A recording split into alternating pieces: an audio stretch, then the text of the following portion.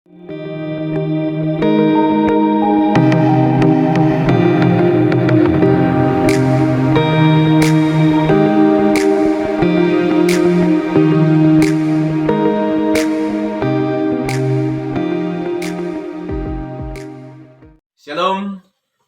saudara-saudaraku.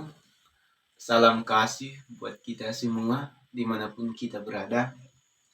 Walaupun di situasi COVID-19 pada saat ini, tetapi itu tidak menghalangi kita untuk kemudian beribadah, untuk memuji, bersyukur kepada Tuhan, dan terlebih untuk mendengarkan apa isi firman Tuhan di dalam Alkitab.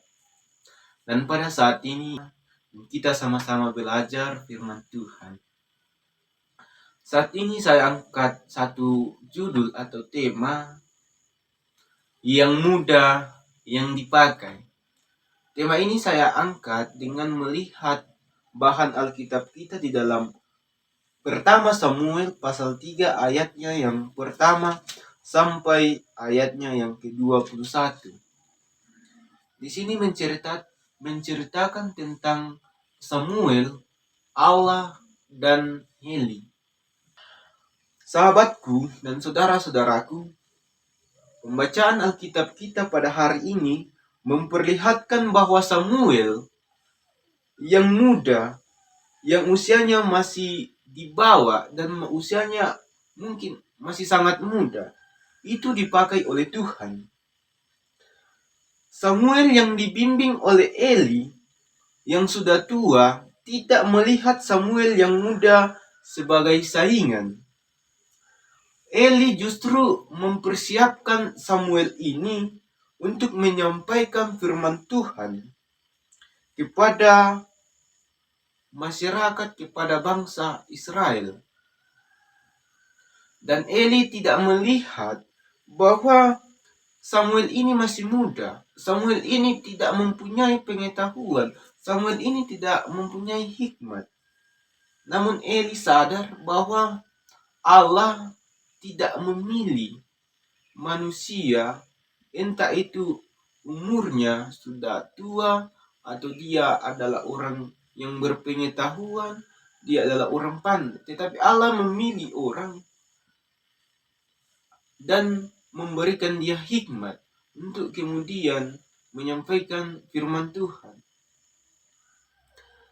Eli juga tidak merasa minder ketika Samuel ini menyampaikan firman kepadanya tentang anak-anak Eli. Dan Eli menganggap bahwa ini adalah cara Tuhan, ini adalah kehendak Tuhan, ini adalah kedaulatan Tuhan untuk memilih Samuel menjadi pelayan firman Tuhan. Saudara-saudaraku, kehendak Tuhanlah yang harus kita dengar dan dilakukan, dan Tuhan dapat menyampaikan kehendaknya melalui siapa saja, termasuk di dalam cerita kita ini melalui anak muda yaitu Samuel. Karena itu Eli tidak meremehkan Samuel, tetapi berserah ke dalam kedaulatan Allah. Samuel pun juga disertai dan diberkati Tuhan dalam pekerjaannya. Saudara-saudaraku, kisah Samuel dan Eli ini menginspirasi gereja untuk mempersiapkan kaum muda dan melibatkan mereka dalam pelayanan.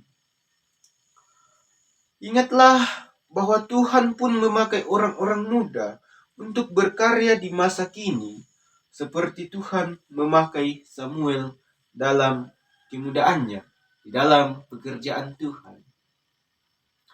Saudara-saudaraku dimanapun kita berada, gereja merupakan suatu lembaga atau suatu tempat persekutuan di mana di situ ada orang tua, ada anak muda, ada lansia.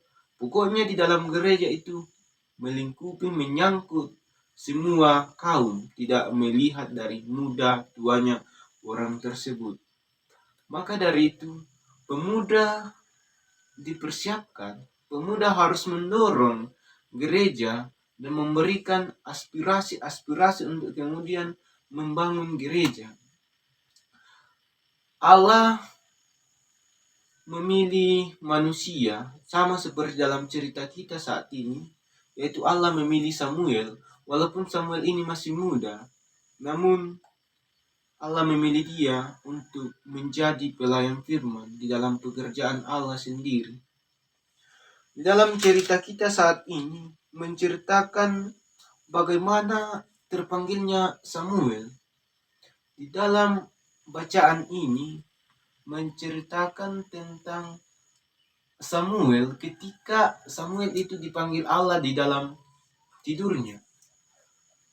Dan pada saat itu Samuel ini belum terlalu mengenal Tuhan.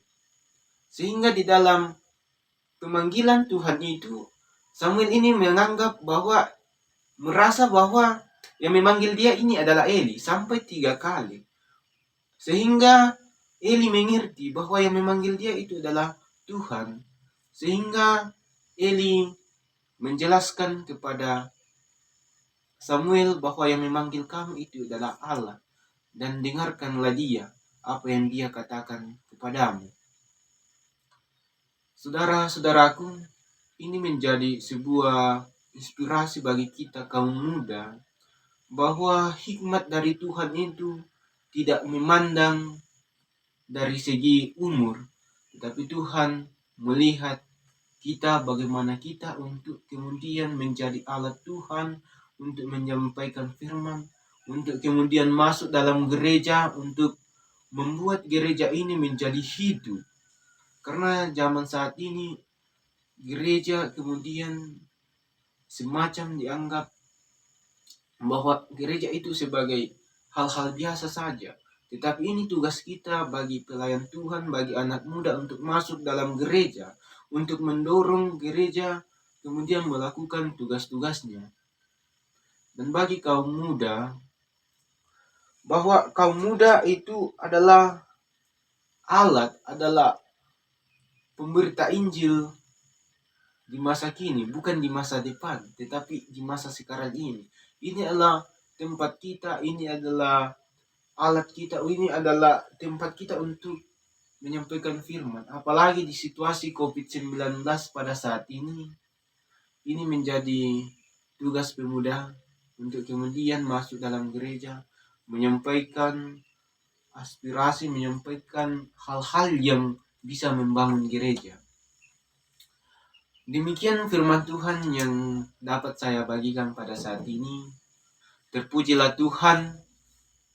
Haleluya. Amin.